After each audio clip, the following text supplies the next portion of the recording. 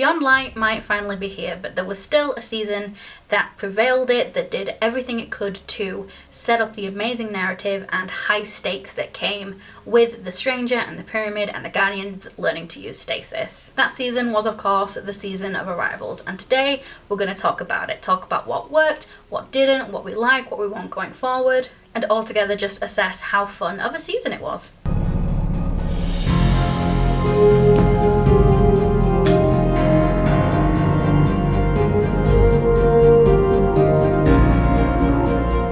Hello everyone, my name is Jade, otherwise known as Scala Rebel. Hold it right there, Mrs. I can't go one video without some kind of technical difficulty. So yes, as you might have already guessed, the microphone that I have in front of my face in this video isn't actually on, isn't really recording, and this isn't something that I figured out until after I recorded this video. However, this being the second time I've attempted to record this video, I just figured all my other videos that have me in person talking to the camera have this audio anyway, so why not just do it like this one more time, and then hopefully I will not make this mistake in the future and will actually make sure that my microphone is plugged in. It was plugged in, it just wasn't turned on because I have one of those multiple USB ports where you have to press the button, and I just didn't think to check. In my own defense, I had just come off of a shift at work, so everything else was fine apart from my microphone, which is a shame, but we're just gonna roll with it. And another thing I figured I'd point out whilst I'm here is that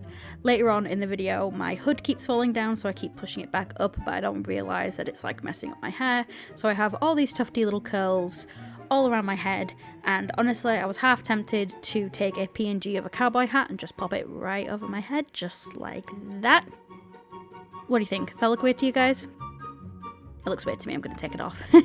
But yeah, just so you know, I'm aware that my hair's a mess, I'm aware that my microphone's not working. Please stick it out with me because I really loved this season, the season of Arrivals, and I really like talking about it, and hopefully in the future we can go forward with better videos without any technical issues. So thank you for sticking around, and we'll just get straight back to the video.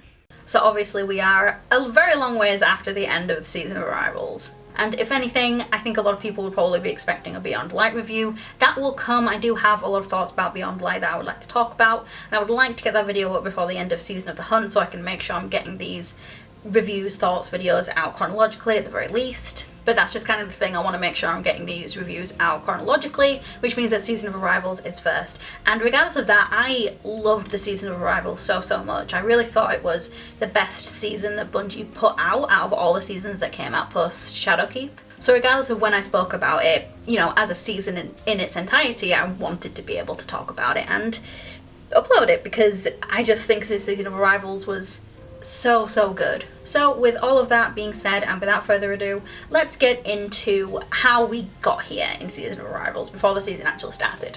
So at the end of the Season of the Worthy, the big finale, the dramatic kind of ending to the Season of the Worthy was Rasputin shooting down the Almighty.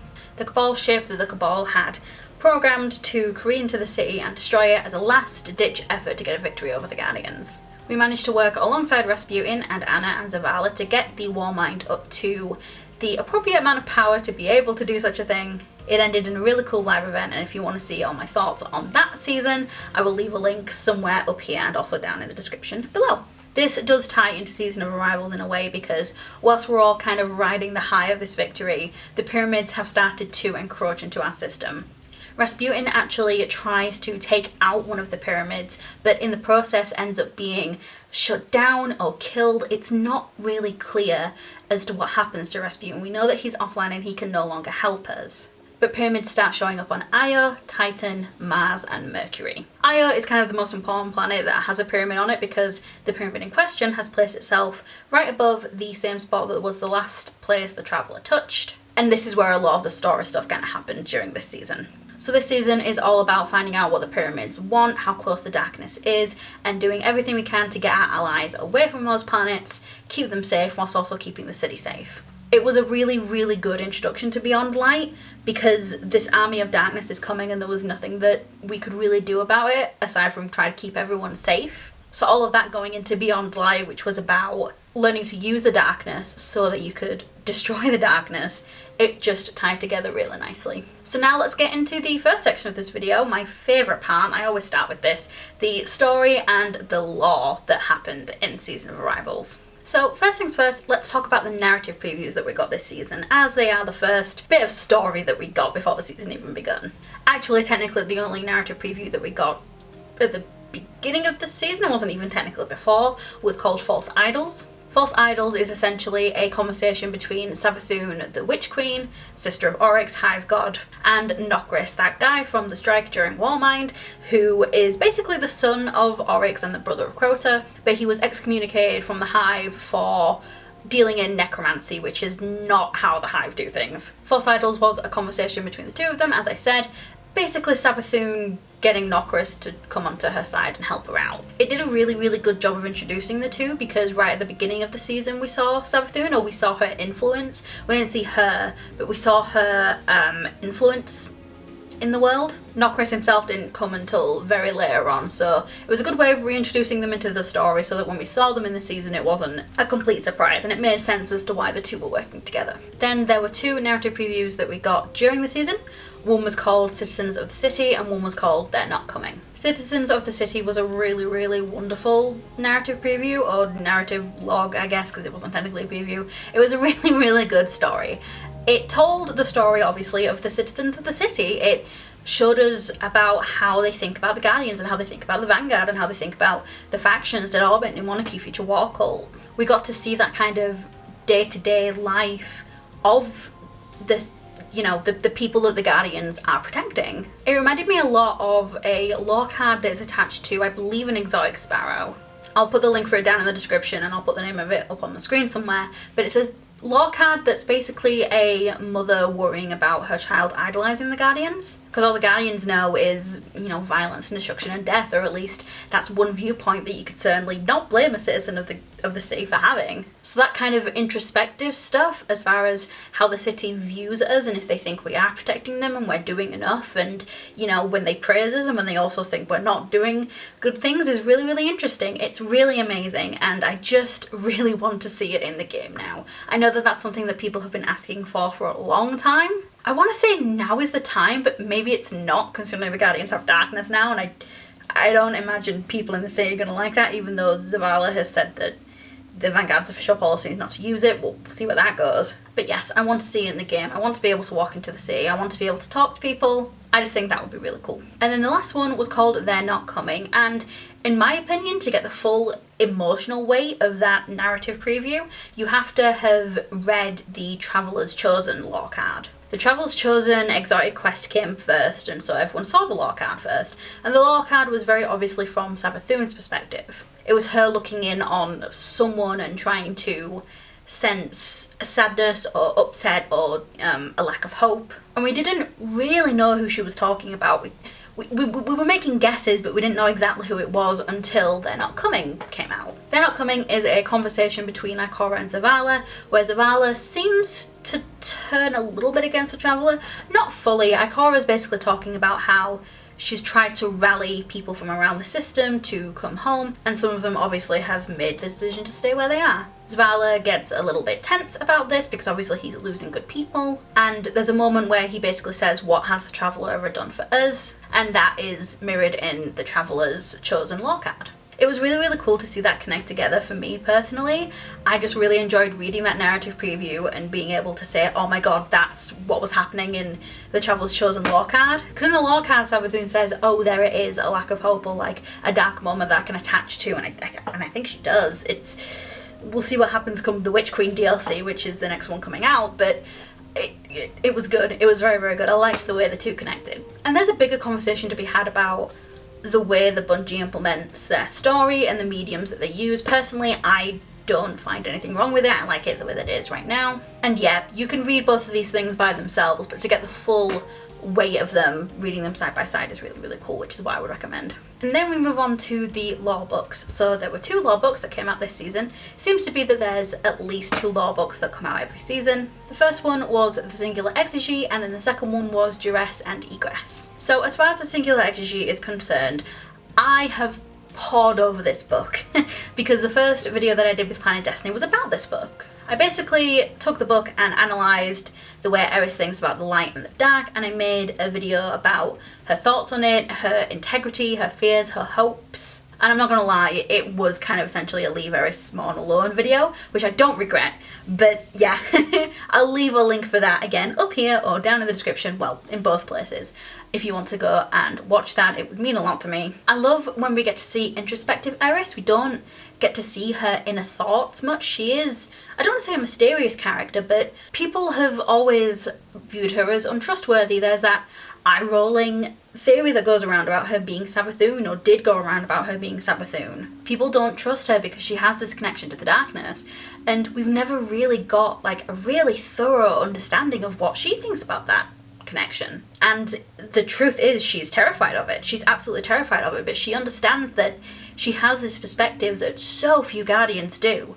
And if there's anyone who's going to help the Guardians destroy the darkness, it's going to be her, because she has that understanding. Before we even got Stasis, she was the one who was saying, we need to take whatever the darkness will give us and use it against it. It's the only way we're going to win. And this book was just a more in-depth reasoning of that. It was Eris's own thoughts. It was everything that she actually thought about what was going on, and I very much enjoyed it. I enjoyed it a lot. And then the second book was Duress and Egress, which, spoiler alert for it, I can't really talk about it without spoiling it, especially the things that I want to talk about it. This book was lovely, if not very, very heartbreaking, and the one problem that I have with it, and I guess it is a bit of a problem with an overarching story of, well, not of Destiny, but like in terms of how they chose to spin this, oh god, how do I want to say this? Essentially, it's really bittersweet that if Asher, Sloane and Vance all did meet their ends, if these planets have been destroyed and not just hidden away like some people have theorized that they have been, it really kind of sucks that that happened in a lore book as opposed to, you know, on a screen. These are characters that we've been with for 3 years. I know people have said the same of Sagira with Season of the Hunt, and that's something that I'll probably talk about and expand upon when I make a Season of the Hunt video. For those of you who don't know, Sagira, who is Osiris's ghost, or was Osiris's ghost, basically gave up her life and her light so that Osiris could live when he was trapped, I believe, in the Hellmouth or somewhere on the moon. So she unfortunately died, and she's a character that was well loved by the Destiny community, and whilst there's a lot of reasons why we didn't get that moment on screen, could have been they couldn't afford the voice actress, it could have been they just wanted to write it instead because they felt like that would give it the gravitas. Like, there's just so many different reasons, you know, why that didn't happen. It's still, I definitely understand why people are upset that we didn't see that final amazing sacrificial moment on screen. And, you know, I feel the same way about Asher, Sloane and Vance, especially Asher. I have friends who, if they're watching this, they know who they are. I have friends who adore Asher, and knowing that he was gonna just go was really upsetting for them, and I would imagine there are similar opinions as far as Sloane and Vance goes. And then of course we had Anna, who did not die but is in the tower. She is currently attempting to put Rasputin in a experimental exobody. At the time this law book came out, we had a feeling that that was what she was attempting to do. The law book alluded to it because it said that she was getting herself off planet with an experimental exobody, but it didn't necessarily mention Rasputin. But we know now from Season of the Hunt and from some narrative previews that center around Osiris that that is 100% what she's trying to do. And also the introduction to Beyond Light, where she is literally, you know, working on an exobody. So we know that that's what she's trying to do, and I am very, very excited to see where that goes. Moving on to something that I don't tend to talk about a lot, even though I just talked about the Traveler's Chosen lore card, but in fairness that was in conjunction with the narrative preview. There is a weapon lore card that I want to talk about, and it is the one for the Whispering Slab, which was the Season of Arrival specific bow. Look, I'm just going to say it and no one's going to be surprised because I love the Drifter so much and I love Eris so much. I have adored their working relationship throughout the entirety of this season, and seeing how it started in this lore card was absolutely amazing. The lore card in of itself is really, really cool because it kind of shows that connection that they have. It makes it so that when they're talking to each other in the world, it doesn't seem as, again, kind of out of place. And in general, I am going to use this as a springboard to talk more about the both of them because I'm like slightly frustrated with myself that I never thought that those two would get along and have a connection in the way that they do. And one thing that I want to say, and this is something that I've been hanging on to since I first saw it, but this is a tweet from Julia Nardin. I'm unaware of what exactly her role is at Bungie. I'm going to put it up on the screen because I want to give her proper props.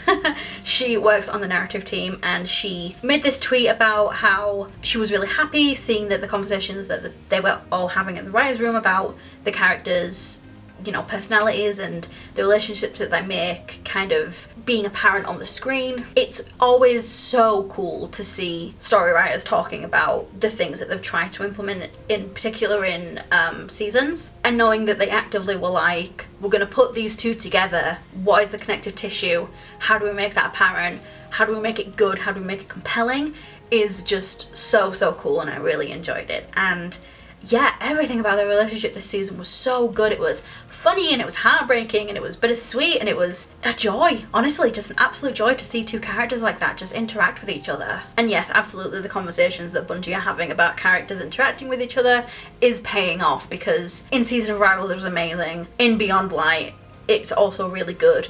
I just can't wait to see more of it. I really can't wait to see more of it. It's also already really good in Season of the Hunt, because you've got Crow and Osiris and Glint and the Spider all talking to each other, and this person knows this but this person doesn't know that, and it's just, they're doing such a stand-up job. I'm really just so blown away by the effort that's been put into characterization and personality and story, and just keeping us and just like roping us in with all of this like really interesting stuff, but doing it in such a big way with characters saying things and interacting with each other. And I feel like I'm talking around in circles, but I just feel so passionately about it, because the way that Bungie tells stories and the way that they use their characters has only gotten better. Like, from Destiny 1 to Destiny 2, with each season and each release, the way that they tell this narrative and this story, and the way they introduce characters and implement them and tie them to the Guardian and to the people around them, it's just so good. I could gush about it for years. Okay, so my camera's doing that really awesome thing again where it just stops recording and doesn't give me a good reason why.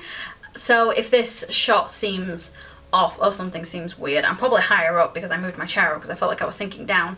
But yes, this is the explanation for if things look funky.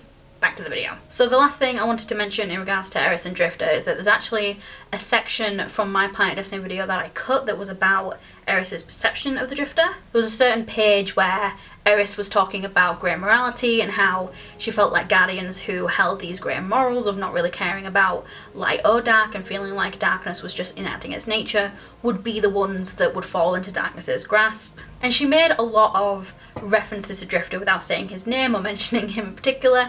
She was just kind of talking about grey morality, and I felt compelled to write a little bit about how, whilst they both have this understanding of the darkness and they were working together to make sure that it doesn't, you know, take over and destroy everything essentially, she doesn't exactly agree with his line of thinking or his viewpoint when it comes to the darkness. So I figured I would read that paragraph here. Or we will all be Dredgens in the end. Upon reading the entirety of this book, I don't believe that saying that Eris is referring to Drifter here would be conjecture.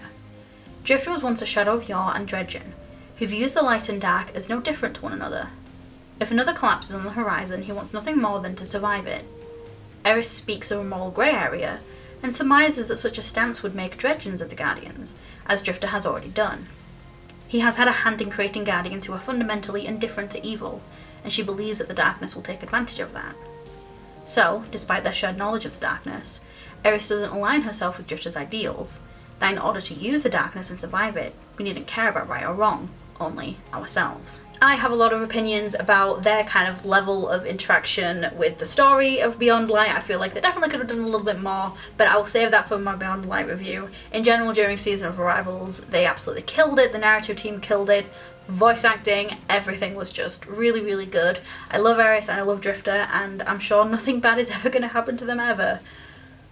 Please. Oh, please. And then the next section is activities. So these are the bulk of kind of what made up the season, the things that you could do, the things that you could chase. And the first thing we're going to talk about very quickly is the Contact Public events. These were such an improvement on the Seraph Towers. If anything, the whole Contact Public event and the thing that Drifter built in the annex, that I forget the name now, but that all felt like a really good combination of the stuff from, not Season of Osiris, what was it called? Season of Dawn. It felt like a really good way of putting materials back in and getting stuff out. It felt like they'd learned from that. And then in general, the Contact public events were easier to pick up, easier to understand, easier to do, and yet not easy to beat. Even being on level, sometimes it was still not all that easy to actually defeat the boss at the end, so still a really good challenge. And of course it goes without saying that I adored Eris and Drifter's interactions. Moving on. And then we have the means to an end / interference quest mission that we got every single week, which I absolutely adored. I loved it, because of course I did. They had really big Invitations of the Nine energy, and if you've been around for a while, you know that I absolutely adored the Invitations of the Nine. They were also a weekly story lore book combination mission thing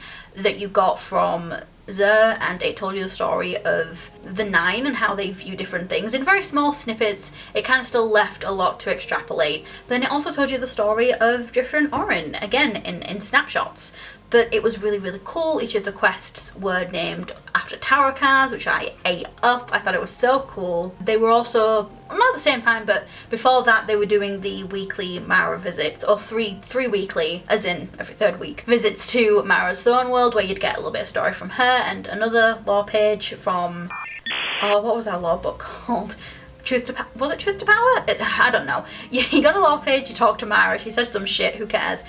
I mean, who cares about Mara, not who cares about the story itself. The story itself was good. So yeah, it seems like with that and the Nine, they've kind of learnt from it and expanded on it, and the means to an end quest line and the interference mission I think was really, really good. I really enjoyed it. I liked logging in every week and knowing that I was going to get, you know, a pinnacle piece of gear after doing a grindy quest, and then also get a lore page of a really cool lore book, which was the Singular Exegy, by the way, and also some lore from Eris. One thing that I wanted to mention as well, I'm sure it's been mentioned by everyone all over the place, but what was really nice about the quest line itself, when you actually went to Eris at the end, no matter what week you jumped in on, you could just keep pressing X and she would fill you in on everything that you had missed, including the lore pages. So you could do one if you'd missed like 4 weeks and just keep going and get everything from the 4 weeks. It was really intuitive, it was a really good idea, and I think that that should be the precedent going forward, especially if it's story during seasons, because seasons are so fleeting. Not everything inside of them sticks around. If you're going to do a story mission like that where every week it's something different, give players the ability to catch up.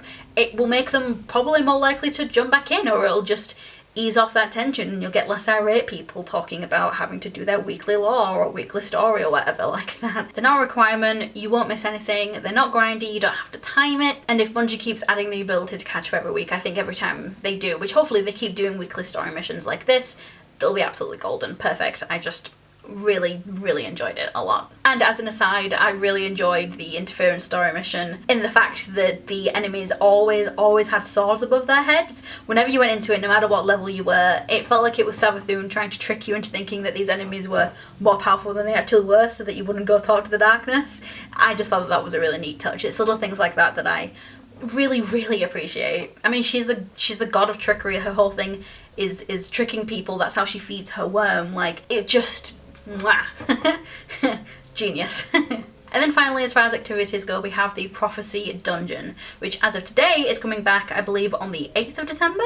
So who knows if it's out by the time this video is up. But yes, Prophecy Dungeon is coming back, which I'm super excited about. I love this dungeon to death. It is probably my favourite dungeon, even though I wouldn't rate it the highest in terms of difficulty.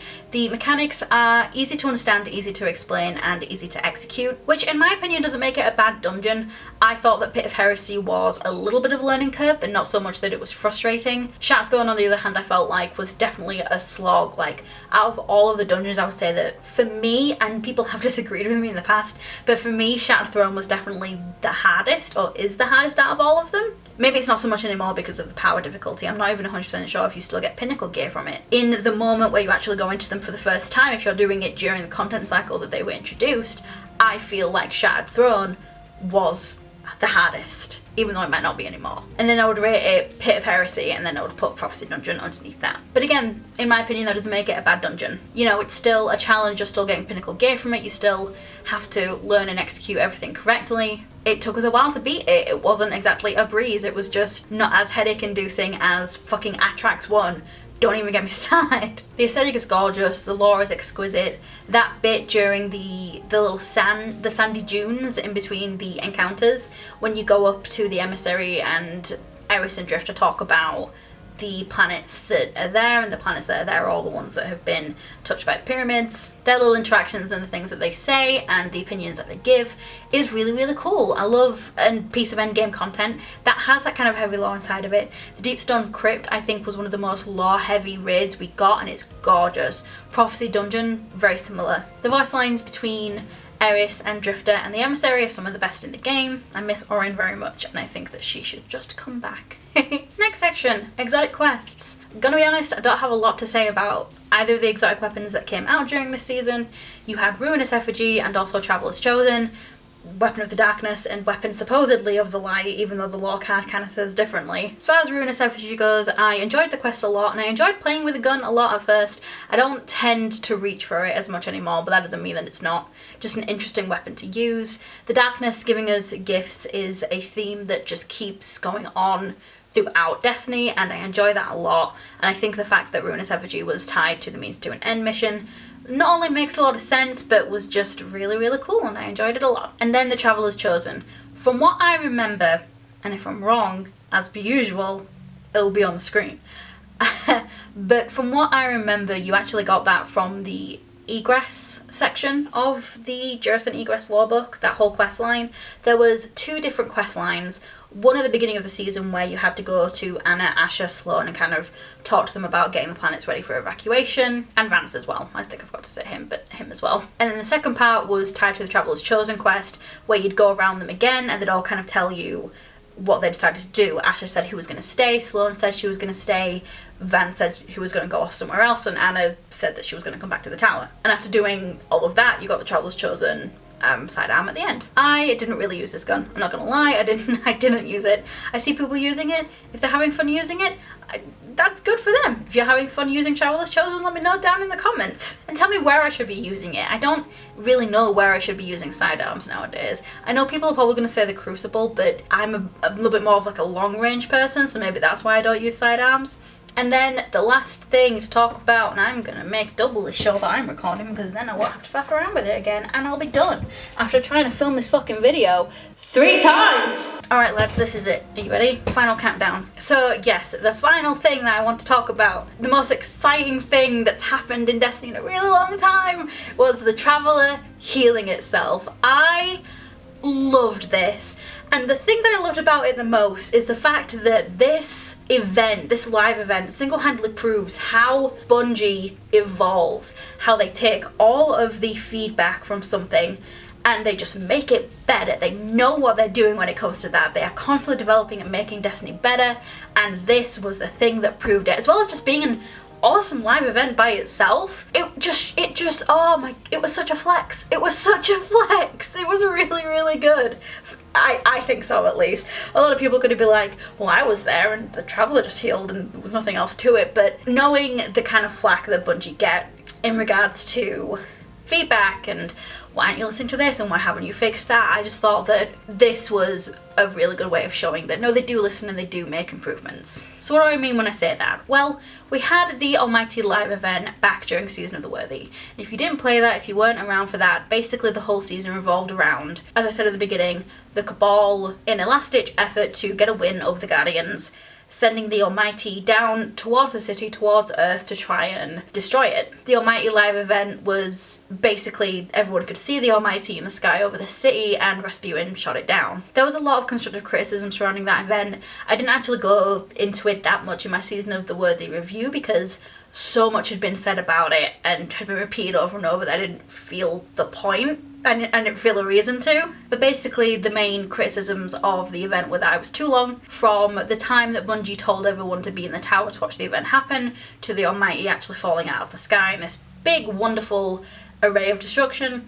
It took about an hour and a half from what I remember. So that was a big main criticism, was the timing. So if you don't know, I'll kind of lead you into what the Traveller Healing Itself event kind of actually looked like by telling you about how myself and my partner Tristan nearly missed it. So we knew something was happening because, from what I remember, Bungie had kind of teased it, but we couldn't see anything happening, no one was tweeting about anything, so we decided that we would just kind of wait around and stay in the tower, and at the same time we were playing a board game online with my brother and his friend. You know, just kind of glancing behind us and seeing if anything had changed in the tower, and you know, trying to figure out what this event was going to be. Come to find out that literally like 15 minutes before the 14-hour downtime that was going to precede Beyond Light, this mission had popped up in the tower that took you down into the city, and we didn't realise until I went onto Twitter and was like, oh, I wonder if people are tweeting about whatever's happening, if they're like mad or whatever, because we're getting so close to the end of,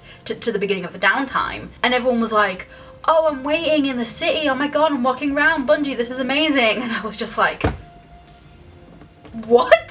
So suffice to say, we paused the board game, got our asses on Destiny, and went down into the city and went up to the Traveller and saw it heal, and it was just so fucking cool. I think that whole event was just the perfect way to transition into Beyond Light. Not just the Traveller healing itself, and also Eris talking to us right before it did, but the cutscene that happened afterwards where the darkness is encroaching on all the planets that have pyramids, and the Traveller heals and, you know, kind of looks like it's stopping. Not stopping it happening, but, you know, it heals and then it just all fades into black. It was really, really cool, and it provided a really, really good in-game reason as to why certain planets were getting content vaulted, which is something that they set up throughout Season of Arrivals, and then this was the penultimate moment when those pyramids either destroyed or hid the planets. There's lore in Season of the Hunt that kind of alludes to the planets being somewhere else, being like displaced, not necessarily destroyed. So of course we already knew that those planets were going away in one way or another throughout Season of Arrivals,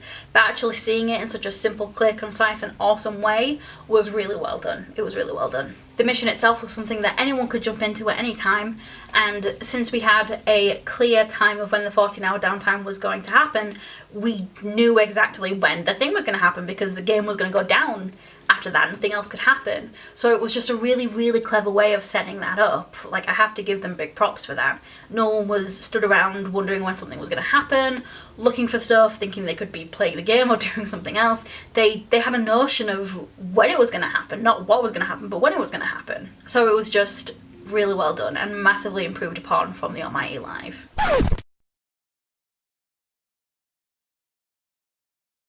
So what I was going to say is that the cherry on the top of the entire event was the Darkness's fourth wall breaking message right at the end. The banner popped up and it said "one moment please," and it looked like, you know, the kind of message that you'd get if you were trying to load into the game and it was at capacity, or when you get an error message or something like that. But then all it said underneath was, "The light cannot save you, seekers out on Europa."